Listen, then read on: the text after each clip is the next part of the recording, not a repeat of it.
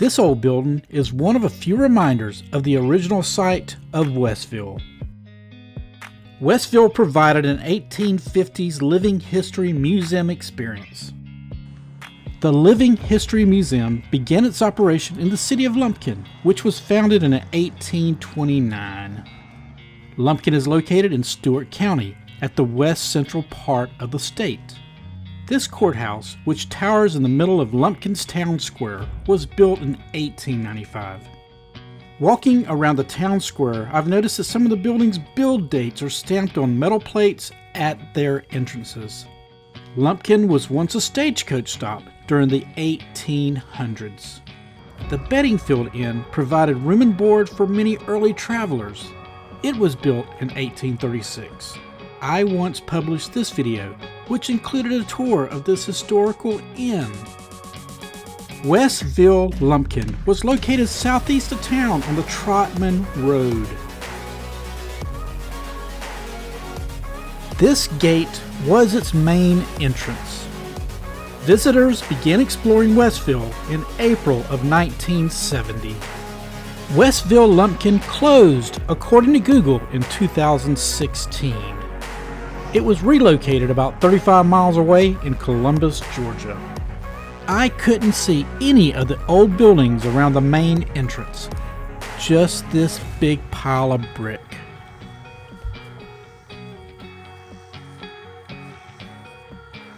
But located down the prison camp dirt road, I could see what appeared to be some of Westville's old remnants peeking through the woods. I am Danny, and welcome to my channel, Danovator, where my experiences become your adventure. Remember to please subscribe, and please hit that bell so you'll be notified when I release my next video. Well, let's go explore. This is an old mule-driven cotton press. I say mule, but let's not leave out the possibility of a horse or cow pitching in too. There's even these old carved-out wooden troughs. Located in the cotton warehouse is a pile of cotton, and this machine is what I believe is the old cotton gin. While walking through this area, I can only imagine how much of a challenge it was to move most of those old, delicate structures 35 miles away. Many of Westville's structures were originally bought from the estate of Colonel John Word West. He once taught at the North Georgia College, which is now called the University of North Georgia in Dahlonega. In 1928, he financed his own history village in Jonesboro, Georgia, which was named the Fair of 1850. Westville is named after him.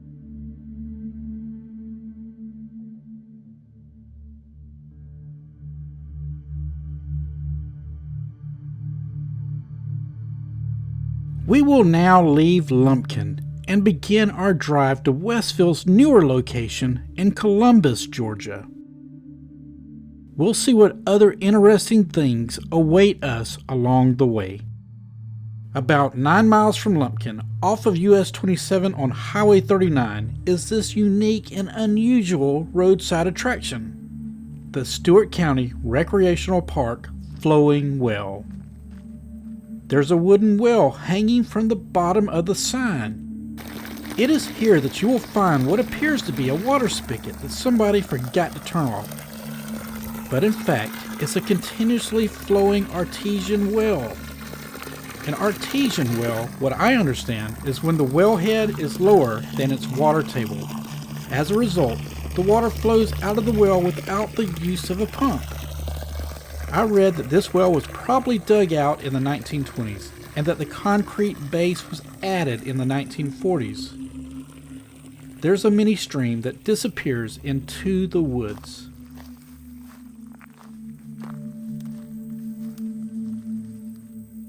There's a picnic table, but you would have to tolerate the overflow of trash that was present today. The flowing well is just a short distance from the next unique place. This is the unincorporated community of Louvale. Originally known as the Antioch Community, it was renamed Louvale in 1886.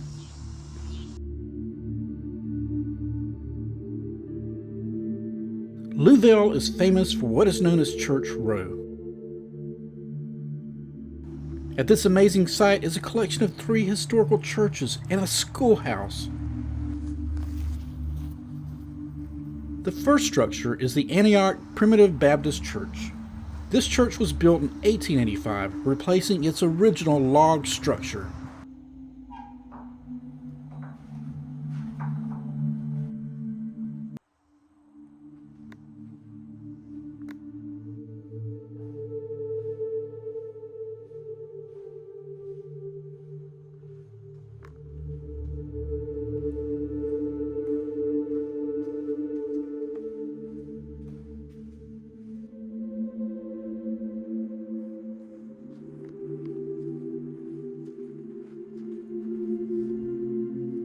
Next to the Antioch Primitive Baptist Church is the Antioch Institute.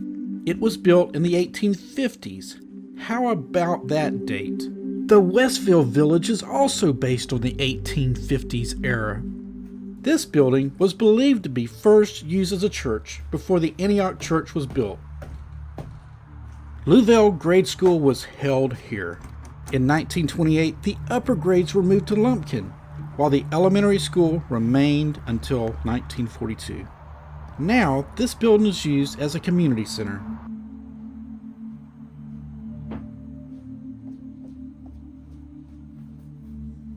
Next is Marvin Methodist Church. This church building was erected in 1900.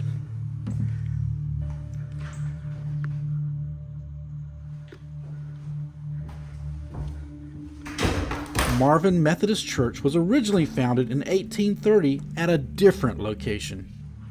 I believe this church has active worship services on Sunday. I never was good at playing the piano.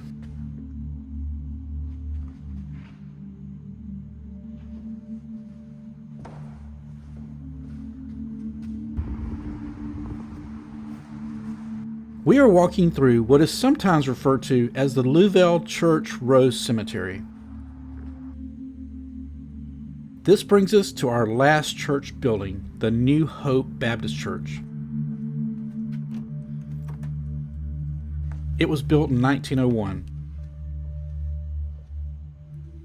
It also appears to be an active church.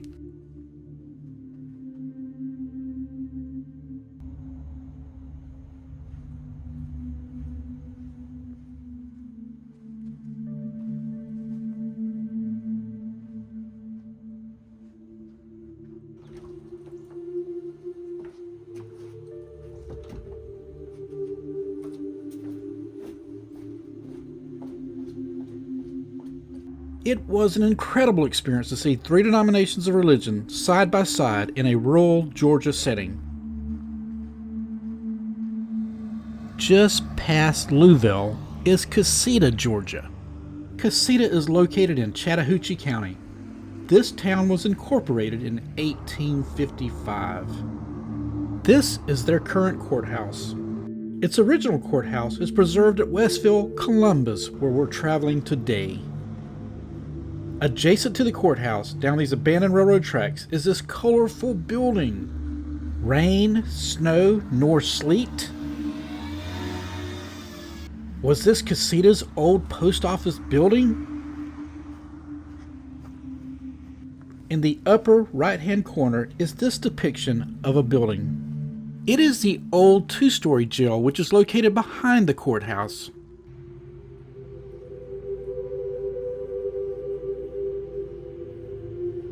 It was constructed in 1902, which replaced its previous 2-story log-style jail. This jail ended its service in 1975.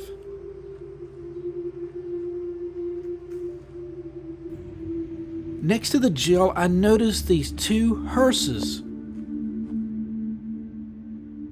Located beside the jail is the Cusseta First Baptist Church. It is the oldest church in town, established in 1839.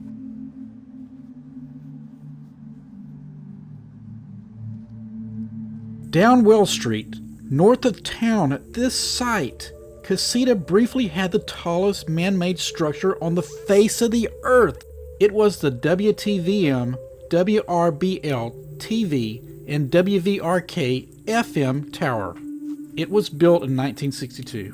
1 year later, its world record height was surpassed by another tower that was built in the United States. Leaving out of Cusseta, we travel on US 280 towards Columbus. Entering Columbus, Georgia, we pass over Interstate 185 where there's these statues known as the Fort Benning Gateway. It honors the men and women who served at its local Army base, Fort Benning, which was recently changed to Fort Moore. Columbus, Georgia lies on the Chattahoochee River. It is the county seat of Muskogee County. Columbus prizes itself on tourism. Throughout its revitalized historical downtown are incredible fountains, amazing sculptures, and many unique shops and restaurants.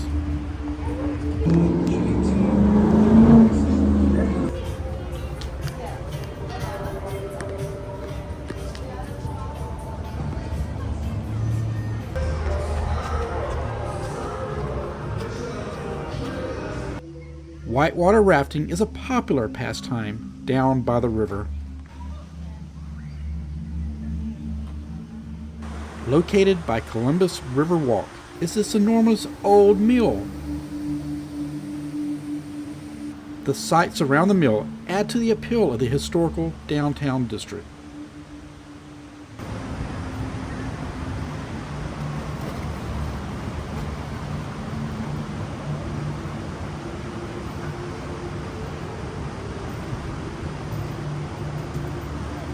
This mill is also a place where you can view people trying to tame the awesome power of the Chattahoochee.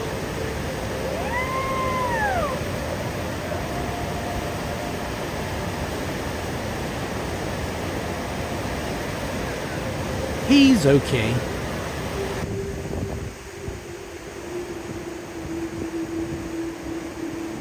This is the longest urban whitewater rafting and kayaking course in the world. We are now on our final leg, traveling from where Westville once started to where Westville has most recently moved to. This road is appropriately named Lumpkin Road. We arrive at Westville's Columbus main entrance. It is closed. I would say that would almost qualify for a Clark Griswold vacation moment, but I had heard that temporarily, indeed, it is closed. After visiting the historical downtown and seeing all those people enjoying themselves in Columbus's new revitalization, I am hoping that some group will save this important History Village Museum. Here at the entrance, there is this building, perhaps where you would purchase your ticket, and an old wagon that looks sad but still tries to greet you. I like that old barrel trash can. Beside the village is an RV park. And just a little ways down the road is another gate that we can view some of the old historical buildings. Out there are certainly some of Colonel John Ward West's buildings and is the Cusseta Courthouse.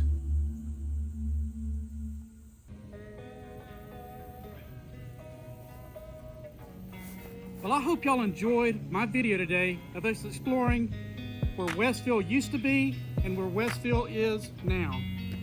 And unfortunately, now it's closed. And always remember, your adventure awaits with the Danovator. I'll see y'all the next time.